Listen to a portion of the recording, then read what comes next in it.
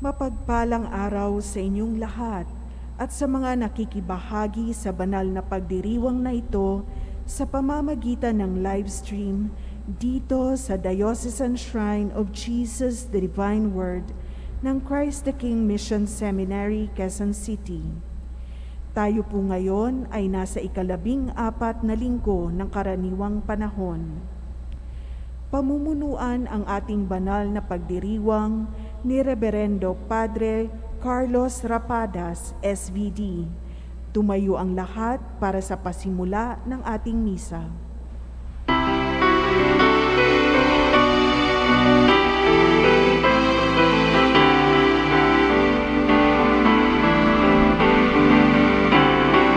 Bayan muling magtipon, awitan ng Panginoon. Sa piging sariwain, pagliligtas niya sa atin. Bayan nating alalahanin, panahong tayo'y inalipin.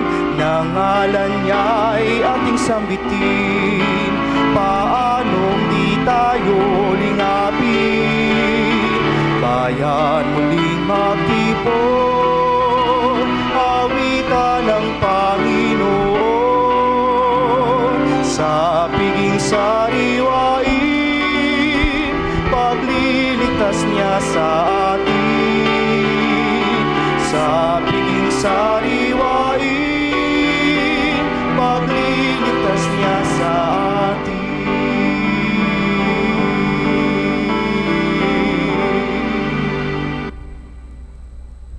Sa ngalan ng Ama at ng Anak at ng Espiritu Santo. Amen. Ang pagpapala ng ating Panginoong Hesukristo, ang pag-ibig ng Diyos Ama, at ang pakikipagkaisa ng Espiritu Santo naway sumainyong lahat. At sumainyo rin. Magandang gabi po mga kapatid. Magandang gabi, Father. Sa ating Ebanghelyo maririnig natin ang pagtanggi kay Jesus ng mga taong itinuring niyang kapamilya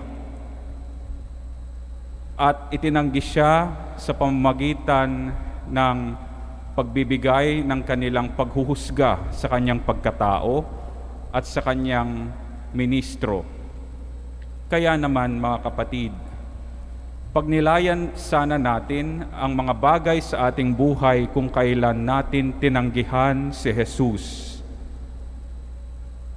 And sin is the greatest rejection that we can render or even give in response to God. Because sin is the rejection of God. It is the refusal to accept His love.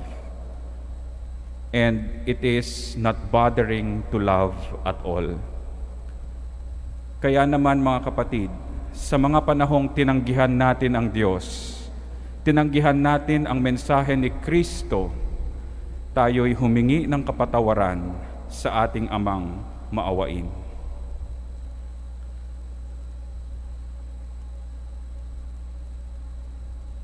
Tayong lahat, inaamin ko Sa makapangyarihang Diyos at sa inyo mga kapatid, na lubha akong nagkasala sa isip, sa salita at sa gawa at sa aking pagkukulang. Kaya isinasamo ko sa mahal na Birheng Maria, sa lahat ng mga anghel at mga banal, at sa inyo mga kapatid, na ako'y ipanalangin sa Panginoong ating Diyos. Kaawaan tayo ng makapangyarihang Diyos, patawarin tayo sa ating mga kasalanan, at patnubayan tayo sa buhay na walang hanggan. Amen.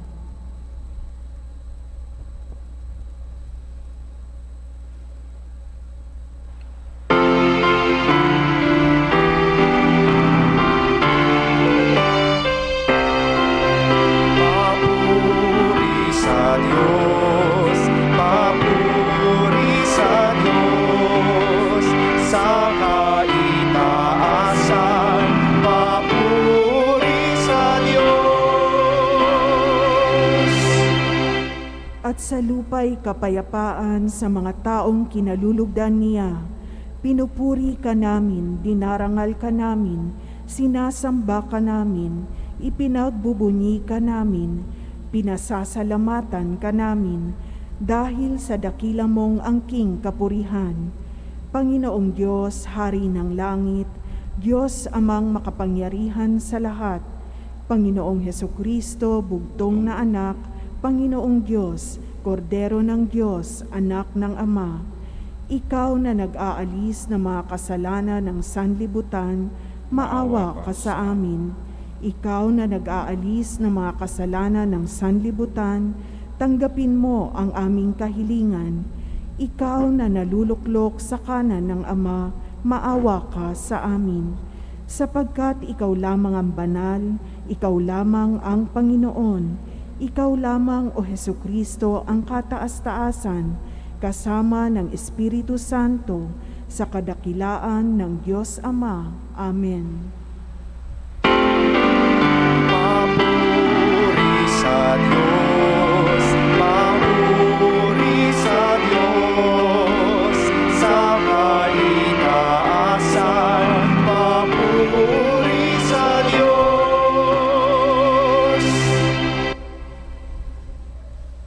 Manalangin tayo. Ama naming makapangyarihan, pakundangan sa pagpapakumbaba ng anak mong masunurin, ibinangon mo sa pagkadapa ang sangkatauhang suwayin. Ipagkaloob mo sa amin ang banal na kagalakan upang kaming sinagip mo sa kaalipinan ay magkamit ng iyong kaligayahang walang katapusan. Sa pamamagitan ni Hesukristo, kasama ng Espiritu Santo, magpasawalang hanggan. Amen.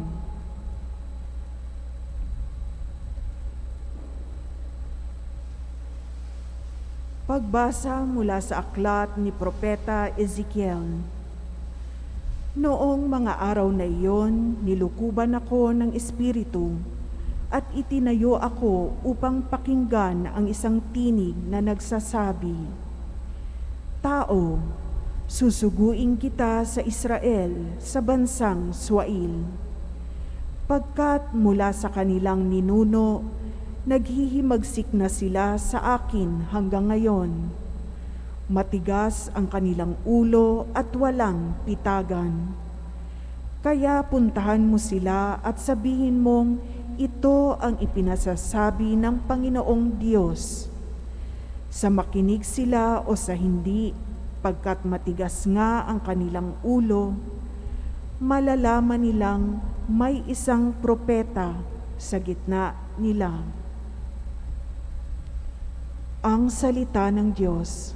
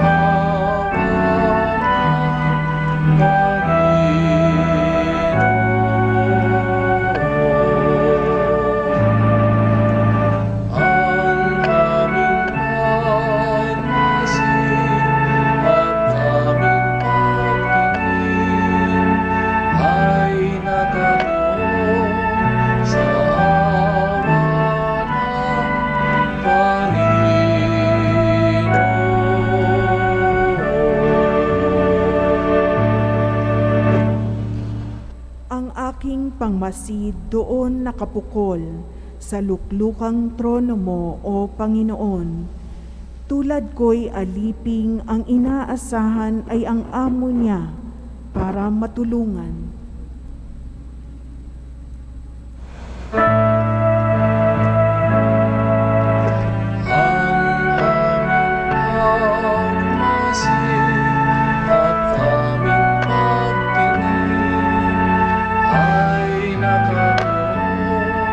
Sa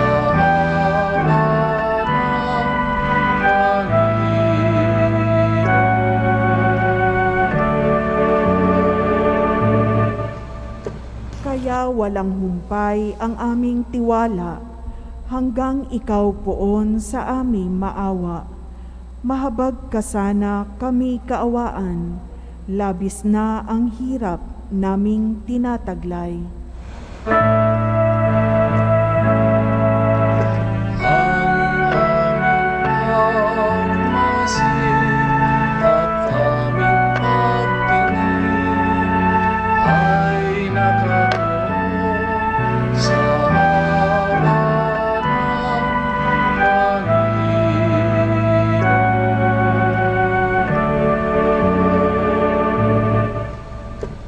Kami hinahamak na mga mayaman, matagal na kaming laging inuuyam, ng mapang-aliping palalo't mayabang.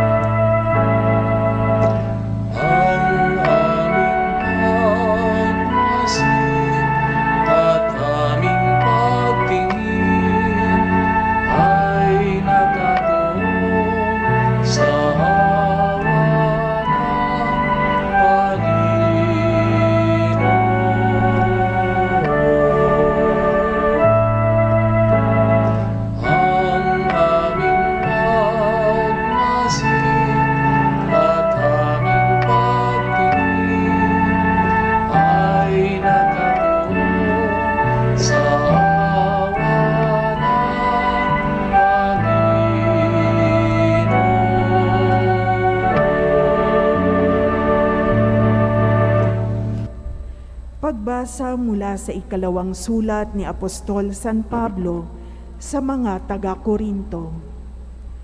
Mga kapatid, para hindi ko ipagyabang ang kamangha-manghang pahayag ng Diyos sa akin, ako'y binigyan ng isang kapansanan sa katawan na nagsisilbing pamalo ni Satanas upang huwag akong mapalalo. 3 beses kong idinalangin sa Panginoon na alisin ito, ngunit ganito ang kanyang sagot. Ang tulong ko'y sapat sa lahat ng pangangailangan mo, lalong nahahayag ang aking kapangyarihan kung ikaw ay mahina. Kaya't buong galak na ipagmamapuri ko ang aking kahinaan upang palakasin ako ng kapangyarihan ni Kristo.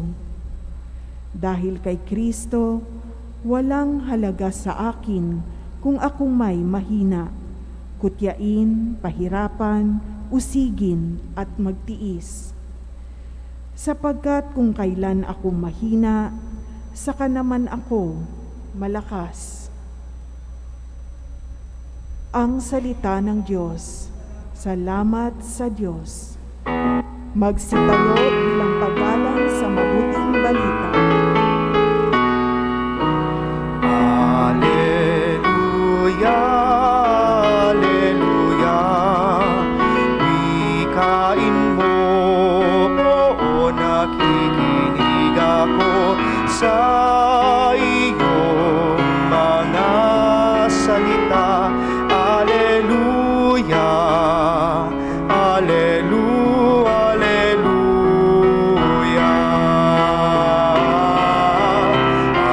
Alleluia, Alleluia. Wikain mo, o nakikinig ako sa iyong mga salita. Alleluia, Alleluia, Alleluia.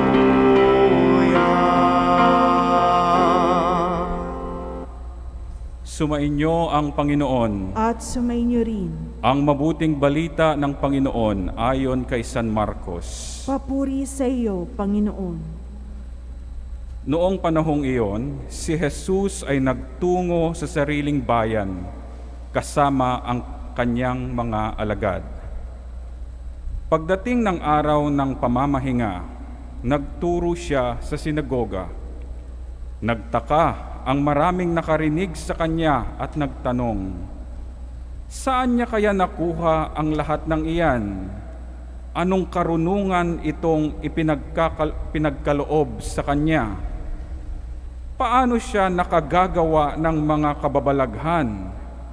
Hindi ba ito ang karpinterong anak ni Maria at kapatid ni na Santiago, Jose, Judas at Simon?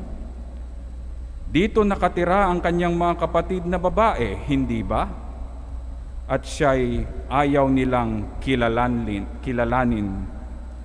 Kaya't sinabi ni Jesus sa kanila, ang propeta'y iginagalang ng lahat, liban lamang ng kanyang mga kababayan, mga kamag-anak at mga kasambahay. Hindi siya nakagawa ng anumang kababalaghan doon, maliban sa pagpapatong ng kanyang kamay sa ilang mga may sakit upang pagalingin ang mga ito. Nagtaka siya sapagkat hindi sila sumasampalataya.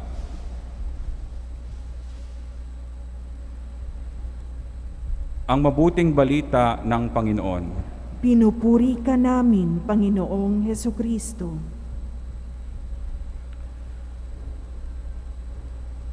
Mga kapatid, nasubukan na ba ninyong ma-reject? Sino dito sa atin ngayon ang hindi pa nasubukang ma-reject? Pwede bang itaas ang kamay ng mga taong hindi pa na-reject para magsasana all kami? Lahat tayo na-reject na. Nasubukan na natin ang rejection sa buhay natin. Siguro, rejection ito sa trabaho, sa community, sa relationships, sa opportunities sa buhay natin, sa school, sa mga nililigawan natin, at sa mga asawa natin. Hindi ba napakasakit ang ma-reject? At higit lalo na mas masakit ang ma-reject ng ating mga mahal sa buhay, yung mga taong inaakala nating hindi kaya tayong i-reject. Hindi ba mas masakit yon? And halos lahat ng bahagi ng buhay natin, mga kapatid, ay maaaring dumanas ng rejection. And it can really be heartbreaking to be rejected, especially by the people we love the most and by the people whom we thought loved us the most. Pero natanong ninyo ba sa inyong mga sarili, mga kapatid, bakit may mga rejections sa buhay natin? Bakit hindi ko nakakamit ang gusto kong kamtin? Bakit sa tuwing humihiling ako, hindi ako napagbibigyan? And rejections can even take place to the strongest and most ideal relationships. I believe, mga kapatid, there are two reasons why we are rejected. First, because what we ask for is not for us. Hindi para sa atin ang mga hinihiling natin. And the second is, we are rejected because the things we ask for rightly belongs to us. But in time. But not yet. Hindi pa sa ngayon. Punta tayo dun sa una. We are rejected because what we ask for might not be, it's not for us. Kapag nare-reject tayo dahil hindi para sa atin ang hinihiling natin, then rejection becomes a redirection. Rejection becomes a redirecting of our life's path, of our perspective, and even our hearts for something that is intended for us. Na-reject tayo sa isang bagay, ibig sabihin, God is redirecting our path towards something He intends us to achieve. Rejection can be redirection. Pero, Father, bakit nire-reject ng Diyos ang aking mga panalangin? Sa katotohanan, mga kapatid, God does not reject. Whatever God intends to give us is always the best, because He knows the every fiber of our being. Kilalang kilala ng Diyos ang bawat hibla ng ating pagkatao. And that being said, He knows the upgrades that is rightly compatible with our specifications as human beings, because He is our Creator.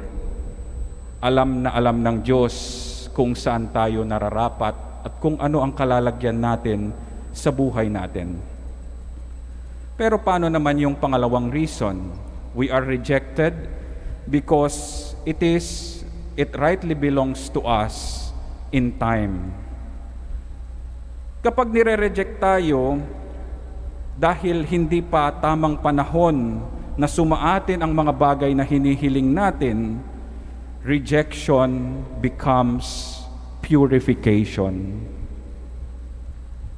Rejection becomes a purification, that we are being purified of our intentions and motivations sa mga bagay na hiniling natin.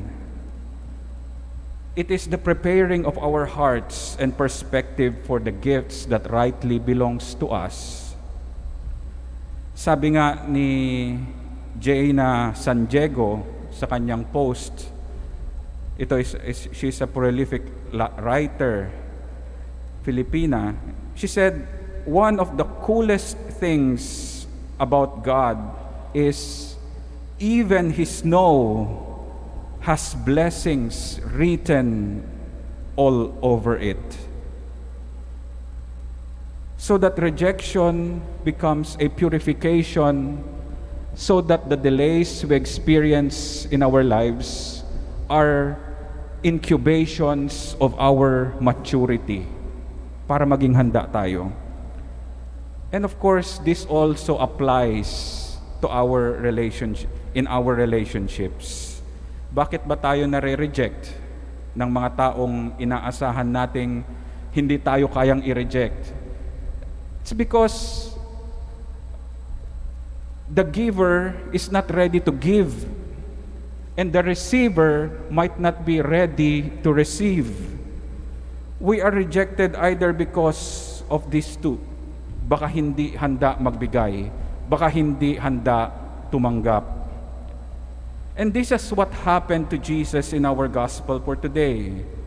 He is rejected by the people whom He considers His own, because they were not ready to accept that He is the Messiah. Because they're still waiting for someone else. And because they are clouded by their perspective of being judgmental, of being too familiar with this Jesus, and because they are busy in their scorn, pinagtatawanan, hinuhusgahan si Jesus. And we all know what happened. Jesus was not able to perform miracles in Nazareth. Instead, Jesus was able to perform miracles elsewhere, not to His own people, not to His own kin, because they rejected Him on the first place. But instead, He was able to do it to other parts of Galilee. Last Sunday, we heard the faith of Jairus and the women who had hemorrhages. Although it is still in Galilee, the village is named Naim, but it is outside Nazareth. Jesus was able to perform great, astounding miracles because they believed. and they did not reject Jesus. And so in the beginning of chapter 5 of Saint Mark, we also heard that the gospel wherein Jesus was able to exorcise the demons in Gadara, one of the towns in the Decapolis, before crossing the river of the Sea of Galilee, so that he would eventually arrive in Nazareth. Na-reject din siya despite the miracles he performed for them. And our gospel for today also explains why. Explains the reason why Jesus is continuously rejected. Because a prophet is not accepted in his own town. Bakit? Because a prophet is the mouthpiece of God. Because a prophet challenges the equilibrium in the society. A prophet challenges the status quo, the preconceptions of the people. Kaya mahirap maging propeta sa panahon ni Jesus at mahirap lalo maging propeta sa panahon natin ngayon. And a prophet is a person who hears the word of God and tells this to us. Pero ito yung challenge ng ating gospel for today, that by the virtue of our baptism that we received, we are being given the function of a prophet. Kaya nga, in baptism, you were asked, and it was said, that we received the prophetic function of Jesus Christ. Kasi propeta lahat tayo eh. We are called to be prophets in our homes, in our communities, in our society, in our environment. Kapag sa pamilya natin may mali, may gumagawa ng mali, we are all prophets, and we have the responsibility to speak truth to power, even if our kin reject us, even if our loved ones reject us. Kaya mga kapatid, marireject ka na nga lang, then be rejected for the right reasons.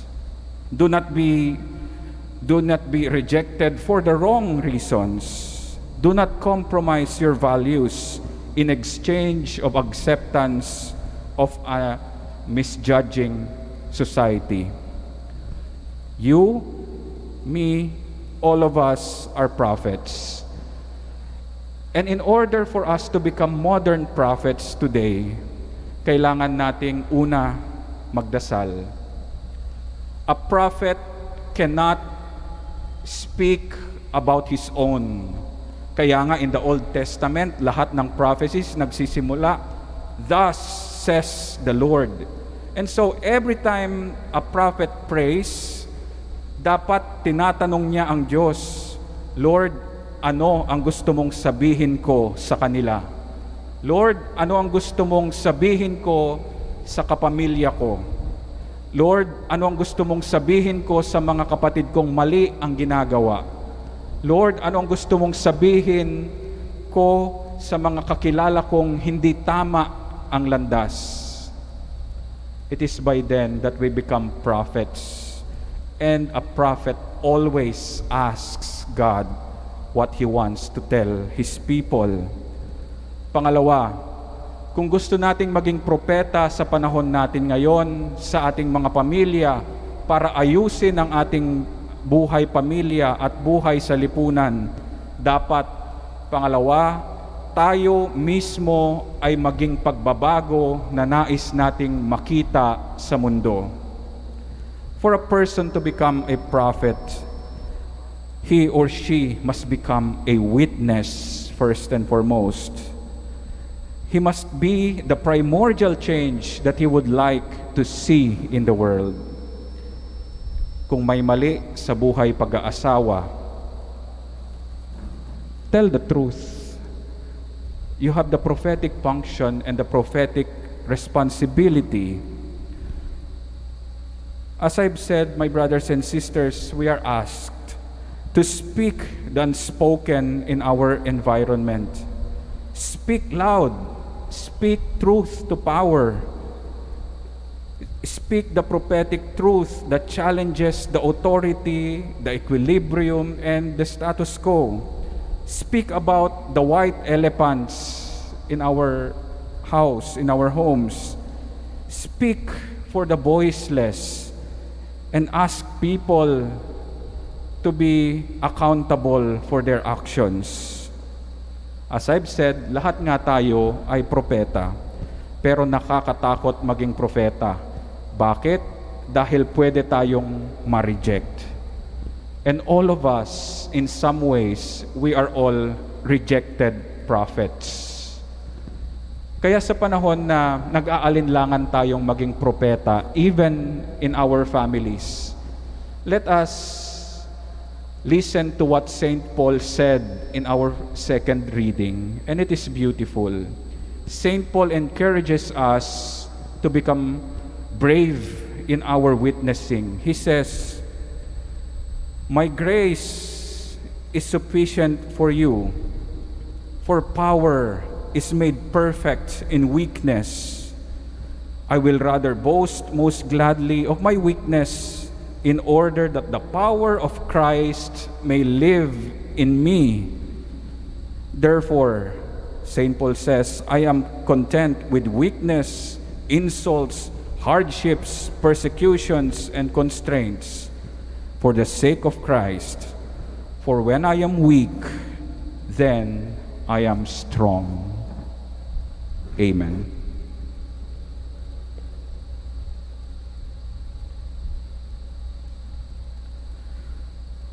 Magsitayo tayong lahat, mga kapatid, at sabay-sabay natin at buong kagalakang ipahayag ang ating pananampalataya.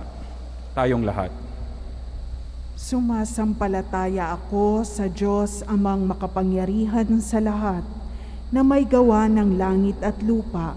Sumasampalataya ako kay Hesukristo, iisang anak ng Diyos, Panginoon nating lahat. Nagkatawang tao siya lalang ng Espiritu Santo, ipinanganak ni Santa Mariang Birhen, pinagpakasakit ni Poncio Pilato, ipinako sa krus, na matay, inilibing, nanaog sa kinaroroonan ng mga yumao, nang may ikatlong araw na buhay na maguli, umakyat sa langit, naluluklok sa kanan ng Diyos Amang makapangyarihan sa lahat. Doon magmumulang paririto at hukom sa mga nabubuhay at namatay na tao. Sumasampalataya naman ako sa Diyos Espiritu Santo, sa banal na simbahang katolika, sa kasamahan ng mga banal, sa kapatawaran ng mga kasalanan, sa pagkabuhay na muli ng nangamatay na tao, at sa buhay na walang hanggan. Amen.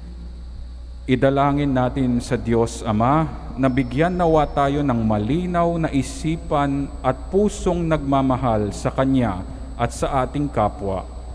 Sa bawat samo natin ating sambitin, Panginoon, dinggin mo kami. Panginoon, dinggin mo kami. Para sa simbahan, patuloy mo nawang gabayan ang Santo Papa, mga obispo, pari at diakono, nang maipahayag nila ang iyong turo, hindi lamang sa kanilang mga salita, kundi pati sa gawa. Manalangin tayo. Panginoon, dinggin mo kami. Para sa mga doktor, mga nurse, at lahat ng nag-aalaga sa may sakit, iligtas mo sila sa kapahamakan at bigyan mo nawa sila ng isipang bukas sa iyong mga aral. Manalangin tayo. Panginoon, dinggin mo kami. Para sa buong daigdig, malampasan nawa namin ang mga pagsubok, hatid ng pandemyang COVID-19 sa pamamagitan ng tunay at buong pusong pagmamalasakit sa kapwa. Manalangin tayo. Panginoon, dinggin mo kami.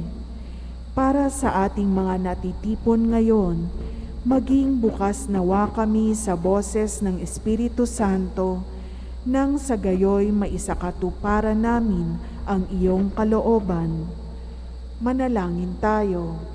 Panginoon, dinggin mo kami. Para sa mga nagluluksa sa pagpanaw ng kanilang mga minamahal, lingapin mo nawa sila tungo sa pag-asang ipinamalas mo sa muling pagkabuhay ng iyong anak na si Jesus. Manalangin tayo. Panginoon, dinggin mo kami. Tahimik nating ipanalangin ang ating mga personal na kahilingan.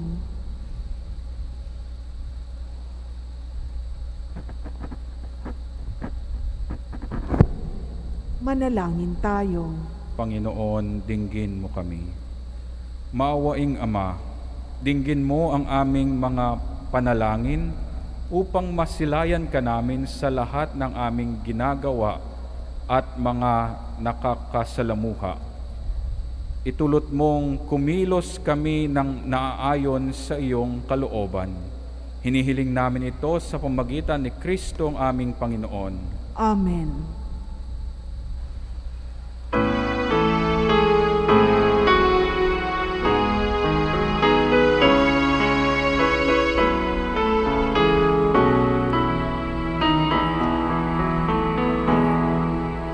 Aming hatid, alay na ito, ang tinapay na nagmula sa pagpapala mo. At tanggapin ang alak na ito, inuming inihain sa'yo. Mahal naming Diyos, inyong tanggapin ang munting alay mula sa amin. Buong puso namin hihintayin pagpapala na aming hiling.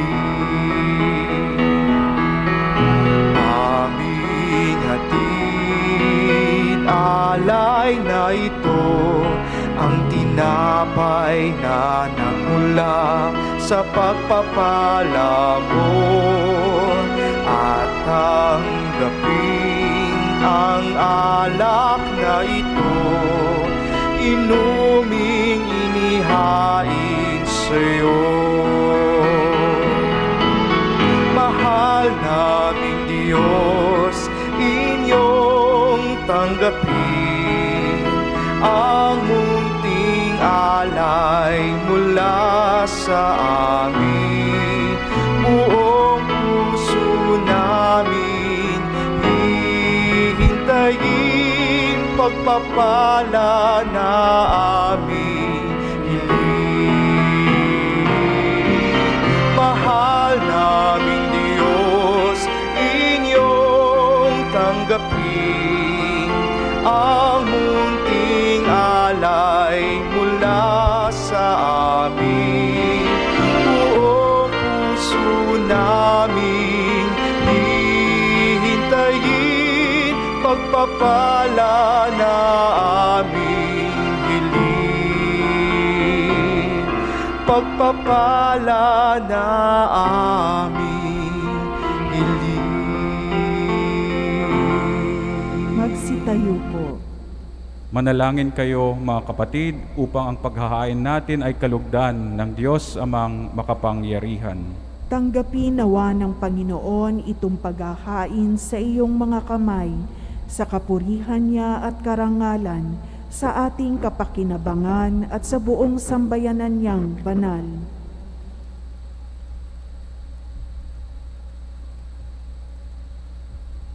Ama naming lumikha, ang paghahain namin sa iyong ngalan ay siya nawang sa amin dumalisay, upang ito'y maging ganap pang-araw-araw ng aming paglipat sa buhay sa kalangitan.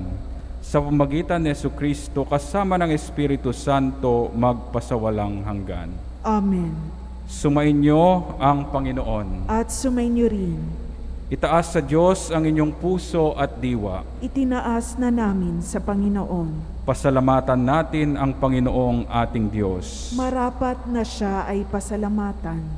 Ama naming makapangyarihan, tunay ngang marapat na ikaw ay aming pasalamatan.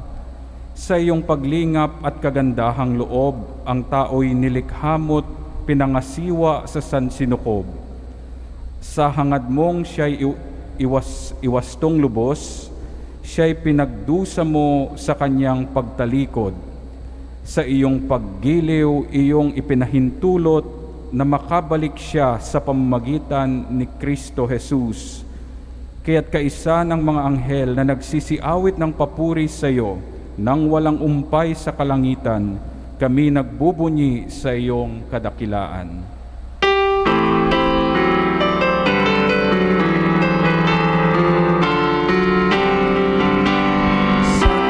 Santo, Santo, Diyos makapangyarihan. Puspos ng walhati ang langit at lupa. Hosana sa kaitaasan. Pinagpalang narito sa ngalan ng Panginoon. Hosana, Hosana sa kaitaasan. Hosana, Hosana sa kaitaasan.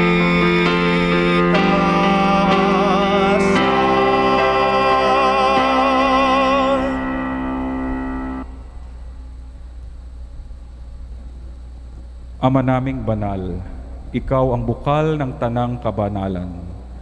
Kaya't sa pamamagitan ng iyong Espiritu, gawin mong banal ang mga kaloob na ito, upang para sa amin maging katawan at dugo ng aming Panginoong Hesukristo.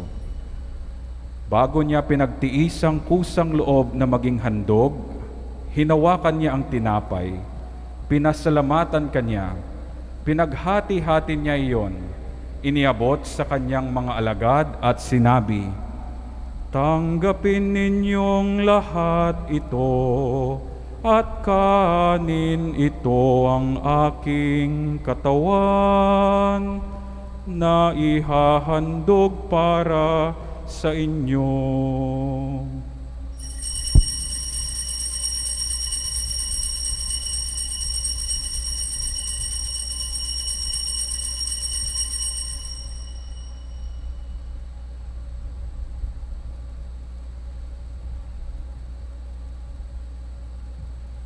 Gayon din naman noong matapos ang hapunan, hinawakan niya ang kalis, muli kanyang pinasalamatan. Iniabot niya ang kalis sa kanyang mga alagad at sinabi, "Tanggapin ninyong lahat ito at inumin, ito ang kalis ng aking dugo, ng bago at walang hanggang tipan. Ang aking dugo na'y bubuhos para sa inyo at para sa lahat, sa ikapagpapatawad ng mga kasalanan. Gawin ninyo ito sa pag-alala sa akin."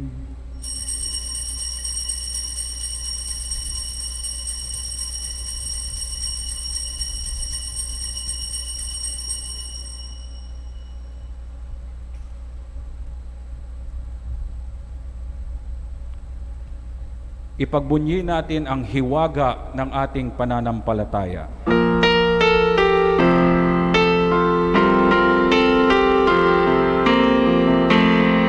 Si Kristo'y namatay, si Kristo'y nabuhay, si Kristo'y babalik sa wakas ng panahon.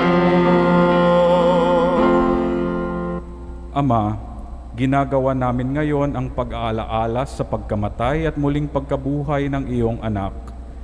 Kaya't iniaalay namin sa iyo ang tinapay na nagbibigay buhay at ang kalis na nagkakaloob ng kaligtasan. Kami nagpapasalamat dahil kami iyong minarapat na tumayo sa harap mo para maglingkod sa iyo. Isinasamo namin kaming magsasalo-salo sa katawan at dugo ni Kristo ay mabuklod sa pagkakaisa sa pamamagitan ng Espiritu Santo. Ama, lingapin mo ang iyong simbahang laganap sa buong daigdig. Puspusin mo kami sa pag-ibig kaisa ni Francisco na aming Papa at ni Honesto na aming Obispo at ng Tanang Kaparian, mga relihiyoso, mga relihiyosa at mga misyonero at misyoneras. Alalahanin mo rin ang mga kapatid naming nahimlay nang may pag-asang sila'y muling mabubuhay. Gayon din ang lahat ng mga pumanaw. Kaawaan mo sila at patuloyin sa iyong kaliwanagan. Kaawaan mo at pagindapatin kaming lahat na makasalo sa iyong buhay na walang wakas. Kaisa ng mahal na Birheng Maria na Ina ng Diyos, kaisa ng mga apostol at lahat ng mga banal na namuhay dito sa daigdig ng kalugod-lugod sa iyo. May pagdiwang nawa namin ang pagpupuri sa ikararangal mo sa pamamagitan ng iyong anak na aming Panginoong Hesukristo.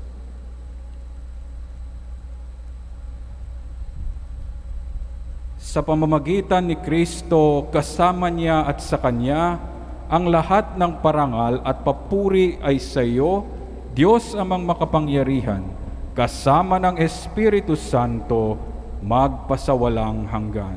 Amen.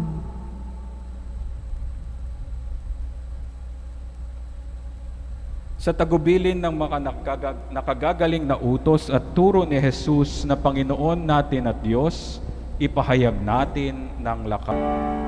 Hinihiling namin kami adya sa lahat ng masama, pagkalooban ng kapayapaan araw-araw, iligtas sa kasalanan at ilayo sa lahat ng kapahamakan.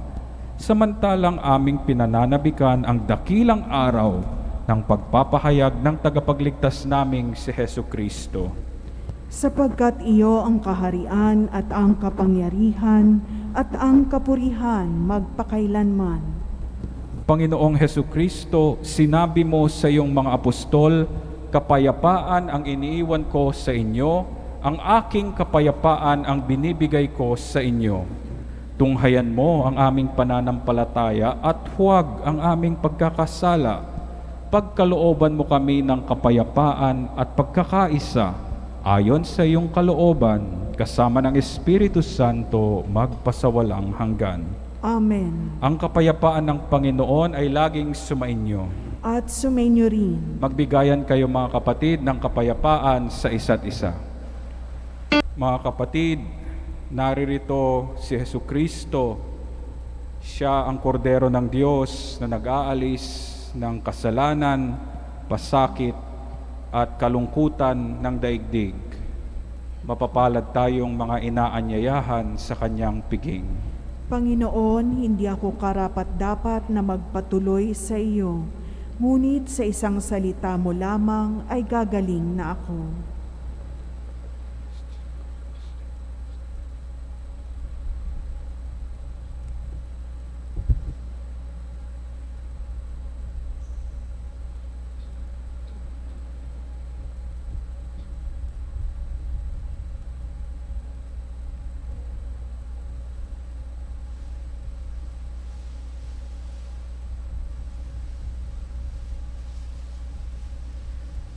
Magsiupo po ang lahat. Paalaala, ang pagbibigay po ng komunyon ay gagawin po ng pahanay.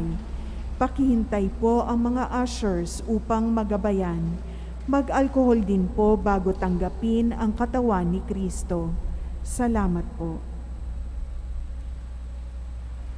Espiritual na pakikinabang.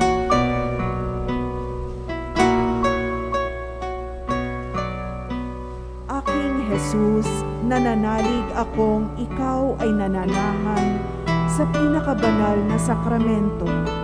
Mahal kita ng higit sa lahat ng bagay at nais kong tanggapin ka sa aking kaluluwa. Subalit sa sandaling ito, ikaw ay hindi ko matatanggap sa banal na komunyon. Naway tanggapin kita ng espiritual sa aking pagnanais na ito at pumasok ka sa aking puso. Niyayakap kita na parang naririto ka na. Jesus, food divine, be our strength each day, so we don't tire as we witness to our love and care. To those in greater need, both near and far away, may we lead them back to you, all those who've gone astray. Yeah.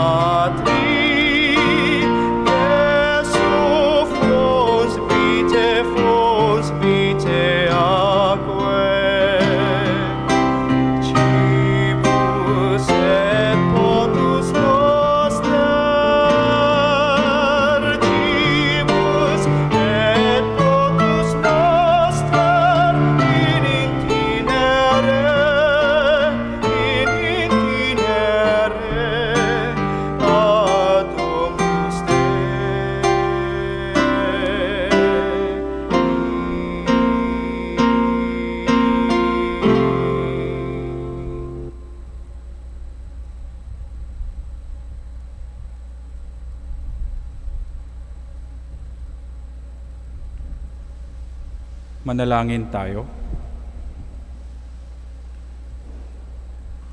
Ama naming mapagmahal, kami iyong pinapakinabang ay loobin mong laging lumingon sa pinanggalingan ng tinanggap namin ngayon para pagsaluhan.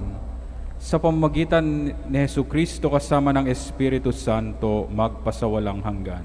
Amen. Oratio Imperata. Mahabagin at mapagmahal na Ama, nagsusumamo kami sa iyo upang hilingin ang iyong patnubay laban sa COVID-19 na nagpapahirap sa marami at kumitil na ng mga buhay. Tunghayan mo kami ng may pagmamahal at ipag-adya kami ng inyong mapaghilom na kamay mula sa takot sa kamatayan at karamdaman.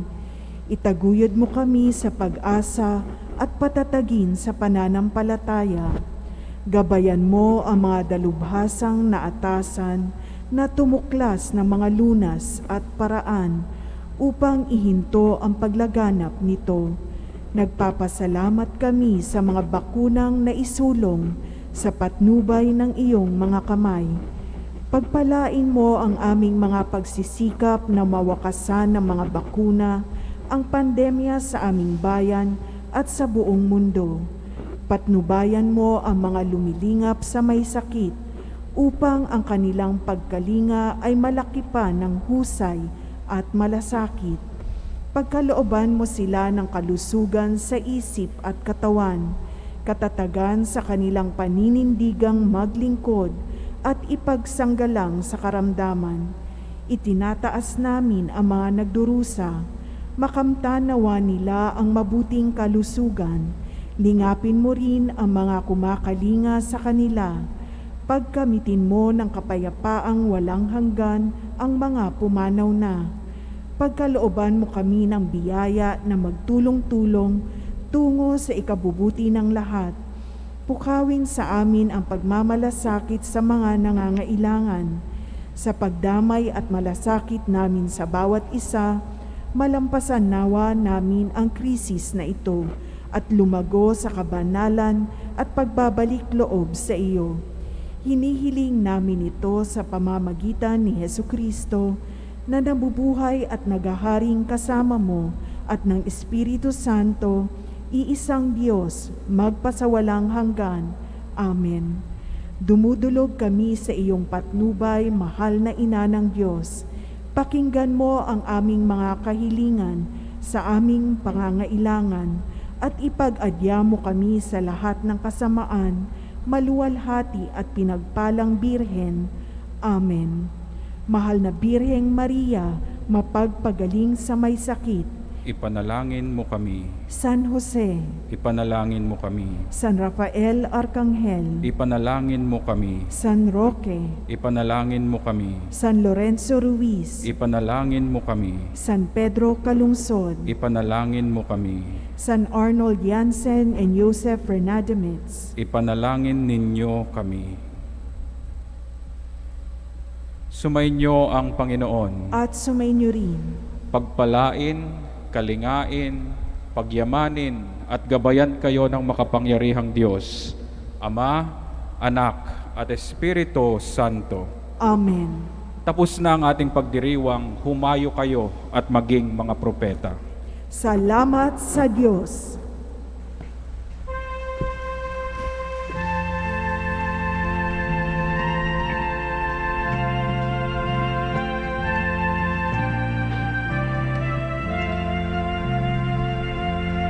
O Maria, nalimnos ka, nalasbang napintas ka, himnas mo't awan pumada, rena't langit kendaga, tuyanak mo paaklolo, tasaranay tiited mo, tasikati pagkamangang, ken sikat pakatayan,